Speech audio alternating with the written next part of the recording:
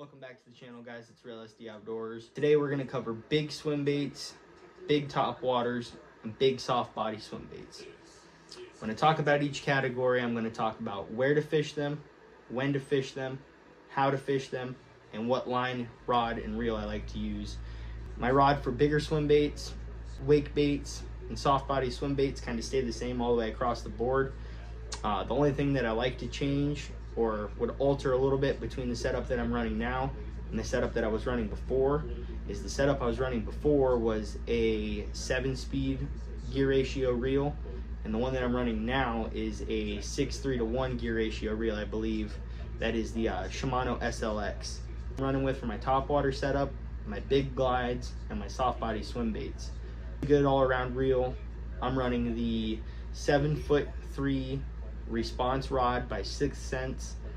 I've had it for about a half a season last season and got to use it for jig fishing. That was the main reason why I bought it. Jig fishing is one reason why we're here. We're here to talk about swim baits, big glide baits, and wake baits. Let's hop on into it.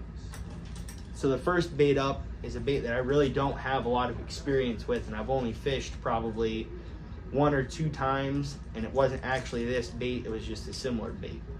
So the first bait we're going to talk about is the KGB Chad Chad. I like this bait. In the swim bait world, you'll be quick to realize that pretty much every bait you're looking at is anywhere from that $100 range to $150, upwards of $200. This bait comes in at $60, and for the price of that bait in a market that's so expensive, I had 0 complaints with this thing right out of the box. My general overview of it is it looked really good, good pattern. It's got swivels on the rings, which helps for the fish. You know, they don't shake the hooks as easy with those rings. Really sharp, sticky hooks. The nice brush tail on it. I was a big fan of this bait out of the box. So one thing I kind of wanted to dive into is to see, you know, where do I fish this thing and how do I fish it and what's the best way to fish it. Same with the setup. You're looking for drop-offs. You're looking for points.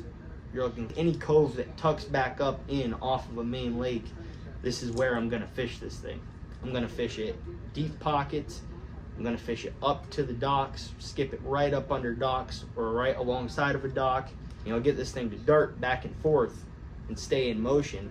You can basically keep this thing in place just by twitching the rod tip and just barely articulating that reel just a little bit. So that's one way I like to fish this thing. Points, coves, or pockets. A long structure, so a long docks is one way that I like to fish it. You cast it way out there alongside of a big long dock and just start to retrieve that thing in. That's one way that they like to hit it.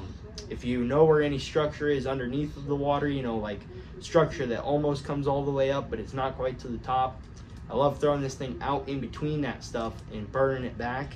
Those are a couple of the ways I like to fish it. You know, when I like to fish it early in the morning, sometimes in the middle of the day, or later in the evening. If I'm fishing it in the middle of the day, I like to have some overcast with a little bit of chop on the water.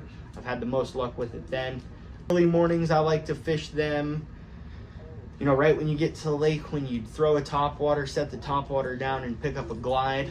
You know, really get after that thing, throwing it up to the bank. Right at the inner edge of that weed line is where I've had a lot of good luck with that thing. The next bait we're going to be talking about is a big soft body swim bait. This swim bait is a Bass Mafia 6-inch loaded Zaldanger swim bait. This is one of my favorite baits so far besides the Mega Bass Mag Draft. I've had good luck with these baits, and the cool thing about this one is this is not a fixed. This is actually a line through swim bait, which is the cool part. You can work that thing so slow and drag it over structure and around docks and pylons and other stuff that you would normally do with a swim bait where the hook is on the bottom. When the hook is on the bottom, you're not going to cast that thing and just slowly retrieve it. You kind of have to cast it and burn it, cast it and burn it.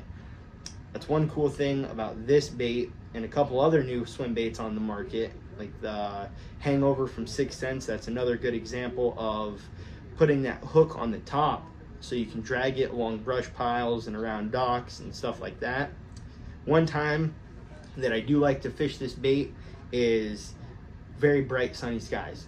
When the sun is at 12 o'clock, the fish are kind of just tucked in. They don't know quite what they want to do yet for the rest of the day. They just quit feeding up for the morning. That bite's kind of dying off. I like to throw this thing out there and just search for them. Cast it out. You know, just a basic fan cast retrieve with this bait. I like to throw it out, slowly run it back to the boat. Throw it out, slowly run it back. When I am fishing this thing, I'll kind of mix it up with a slow retrieve and then a fast retrieve. And what line am I throwing this on? I'm throwing this guy on 20-pound Seaguar InvizX fluorocarbon. I'm not sure if that's the recommended line to be using for this particular bait. I've never had bad luck with it, and I've never broke off on a largemouth. I've had them shake the hooks, but they generally don't break off with 20-pound fluoro. Only thing I have to worry about being up here is northern pike. 20-pound fluoro is no match for a northern pike.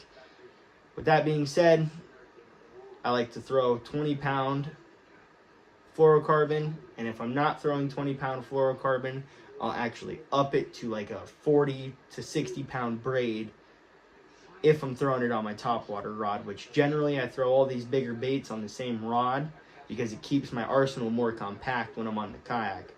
If I'm fishing from the bank, I generally like to throw it on like a 7'5", 7'7" rod with a faster gear ratio reel, or that's kind of just personal preference.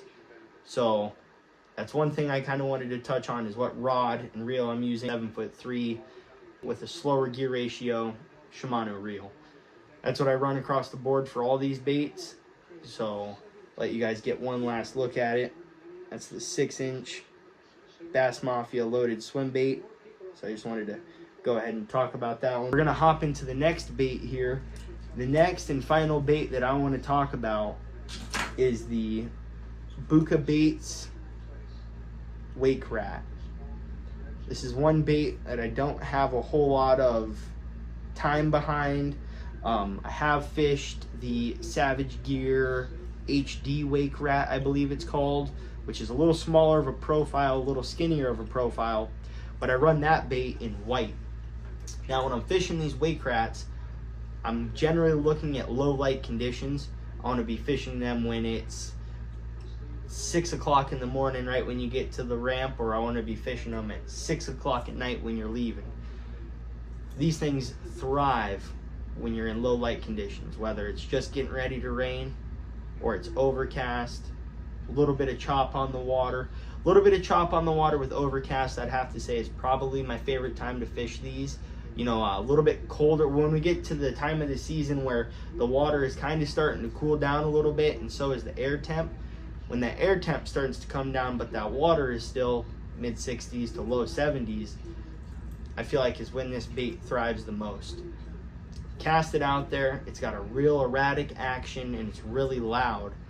That noise will call those fish out from further and bring them up to that bait, when you could throw a wake bait or a topwater out there like the one I just showed you, and they don't want nothing to do with it. I've pulled this bait out, thrown it out there. I've mainly caught northern pike on it living up here. I bought this one in hopes to catch a bass on, but generally I've slayed the pike on this thing. You'll throw it way out there, you'll reel it for 3 or 4 seconds to get that bill cranking, to get it down under the water subsurface, and then you'll pause. And when you pause, that bait will rise all the way to the top, and right when you see that back come out of the water is when you want to start reeling on it again and get that bill to come all the way back down. And on normally about the 3rd or 4th rotation of cranking it and letting it float up is generally when this thing gets crashed on top of the water, I've always noticed. But there's a couple lakes specifically that I run these at. I like to fish a lot of prairie lakes. For where I'm at in South Dakota, you only have 2 options. You get to go fish up in the hills, which are mainly trout with some smallmouth and some largemouth, but are way overran. Or you can head the other direction, head east, and you can generally fish prairie ponds. They're pretty much everywhere out east. So when I go to fish those prairie lakes and the prairie dams or reservoirs and stuff like that, this is generally the bait that I like to go with. So I fish this thing around structure, around docks, sometimes open water. It's kind of all a personal preference thing, and that's kind of what I'm getting at with this whole video. Go get yourself a good heavy jig rod, a decent reel, some heavy line, and just start casting. The only way to get more comfortable with these baits are to just get out and use them. Take a couple skunks, don't catch some fish, but get real familiar with your baits. You'll build a lot more confidence, and when the time comes and you actually get more confident with these kind of baits, you'll quit picking up a drop shot or a wacky rig or a Neko rig. You can just run with a big bait like this